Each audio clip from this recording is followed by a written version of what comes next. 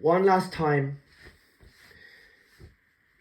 I've said this, but I feel like it goes over people, or it goes past people, or it even goes through people.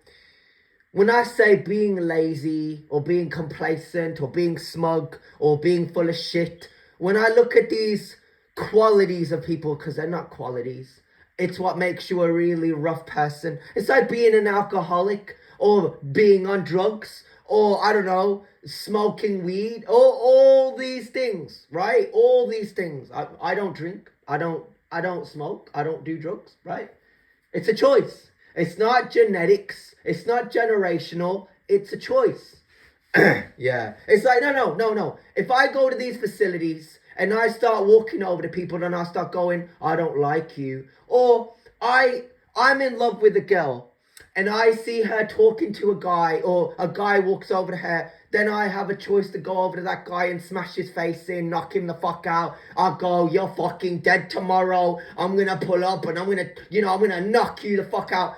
That's a choice. It's not genetics. It's not generational. It's a choice, right? I have every right to, because she's the girl I love, right?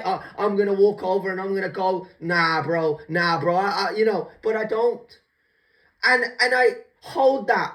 I'm accountable. I'm responsible. I'm trying to throw all these things at you because it's a choice. But the narrative speaks for itself. When I go through the years and I go, why I truly quit Wolverhampton, right? When I learned that they were putting something in my food, putting something in my water, I could live off bananas, I could live off fruit. I've had my life where I ate everyone else's food. I went to school and I ate the canteen, right? Lunchtime, I would eat what the people put out. Oh yeah, I'll have this, I'll have that, right? I've had my life, right? I've had my fun, right? I just want to get out of this place forever and never look back because of these extensions of Wolverhampton. I'm sick of these pricks. I'm sick of the fact that they run their mouths and they talk about this and they talk about that. It's not genetics. It's not generational. It's a choice. Me showing them respect, me putting respect above everything else, to acknowledge their existence, to acknowledge their presence, that's a choice. Some people go, yeah, but we are the way we are, we can't help ourselves, we can't change who we are, we're emotionally attached, we're obsessed, we're clingy, we're toxic. I go, no, you're not. You're talking shit now. Then I could be all those things. Who's going to stop me from being toxic? Who's going to stop me from being attached? Who's going to stop me from being obsessed? Who's going to stop me from being clingy? None of these people. I just don't do it. I've never been that way. I've always respected a person's personal space. And I think that's kind of why I had no friends, because these guys that have these girlfriends, right?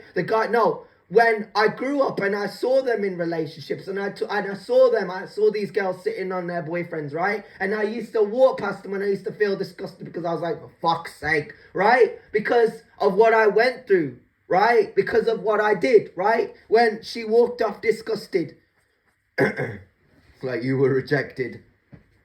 But that's a choice, right? I chose to kiss that girl, right? And she just flat out rejected it. Like she didn't want to accept that I did that. And someone told me she went to the bathroom and washed it off, and I was like, for fuck's sake, right? But that was a choice.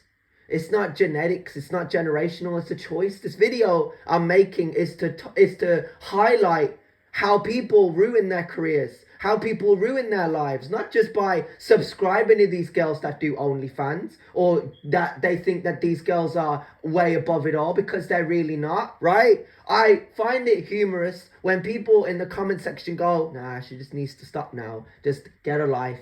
Just fill out a job application, or just find something could come off the internet. But sometimes it's the guys that are sucked into it. I feel sorry for them, that they feel the necessary need to look over at them. Girls don't force you to do anything. That girl didn't. She didn't go, kiss me so I can go to the bathroom and wash it off my face. She didn't tell me to do that. I did that. And I have to live with that for the rest of my life, and I'm embarrassed by it. If I went on a podcast, people would go, for fuck's sake. Some might laugh, but I'll go, you're missing the point. It's not genetics. It's not generational. It's a choice, right? That's what I did. And it's the highlight how people do these things and they just go, you know. And being lazy is a choice. Being complacent is a choice. Being smug is a choice, right? Being toxic is a choice, right? Disrespecting people is a choice. I don't go, oh, I just want to disrespect everybody. No. I understand why I swear. I understand why I want to fight. I understand why I want to be relevant. I understand why I want to be closer to people, because they might not be around tomorrow. But if people fail to take advantage of this, if they fail to go, you know what? I understand now. And they walk over to me and they go, I understand why you did what you did, bro. I understand why all these years you wanted to be my friend, why you wanted to have a conversation with me, why you did what you did. I understand. And I apologize. But you know why, guys? Don't ever apologize. Even a guy like me who was minding his own business. The reason why is because they think they're so above it all. They think they're so set on, I don't know, ruining themselves, right? Look at Cads. Didn't have to side with that slag, but they did. Pronouns. Whatever they are, whoever they are, I don't give a fuck. I'm just saying this, right? Don't ever be on your hands and knees for a bitch. I don't do it. I've never done it. When I go and I pray or I look up at the stars, I just think to myself, I want better times. I just want it. I look up at the clouds. I look up at, you know, I always look up. I never look down.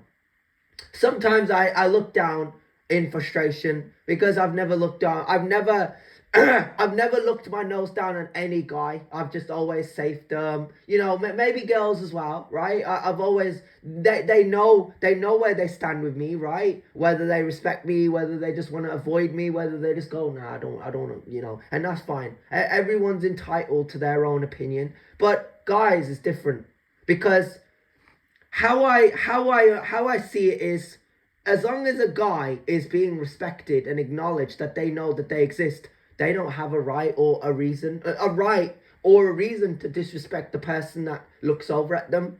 I killed for, you know, like, not saying that I did, but I'll say this hypothetically. I would have killed to have had sat by myself and somebody go, yo, is this seat taken? Can I sit next to you? And I just go, nah, of course you can sit next to me. But not that never happened. No girl ever did that. No boy ever did that. When I was in McDonald's with Kaylee Matthews, or I was walking with Kira, or I was at the pub with Sophie and Millie, or I was training with Destina and Charlotta, and I kissed Emily, you know, all these things that I got to do. I'm not a player, and I never wanted to be a player. Right? The trick was to find someone and to go, that's mine now. That's my forever person. But it never happened. And it's the reality of the situation where I fell into depression. I fell into anxiety because I was too real and I was too honest. And that's why I play these videos, and that's why I get angry and I kick off. But people around you go, we're going to poison you. We're going to sicken you. We're going to lie to you. And that's going to be your life for the next 10 to 20 to 30 years. From the day I was born,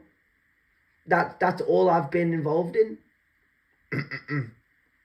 And people still come around here, and I don't know why. But I never compromised. People seem to think that I did. I didn't. I never did. I'm just trying to make a point of going, I never compromised for another person, and I never plan to anytime soon. I just struggle. I struggle with socializing with people because I know in one moment I could lose it all. I mean, Josh McCarthy from Juniper could not save me, bro. He was there in front of me. I ran over to him. I walked next to him. But Josh had to go off. I'm sorry, he had to go off in his own direction. He had to leave me alone for me to understand that I stand on my own 2 feet, whether I see it or not. And Becky, the videos of her has shown me that too, that I could have saw her, that I could have, I don't know, I could have gone over and I could have, you know, that there could have been more. But it didn't happen. It's a choice. It is. And yes, when I saw the videos and all these guys deserved it, they didn't see it like that.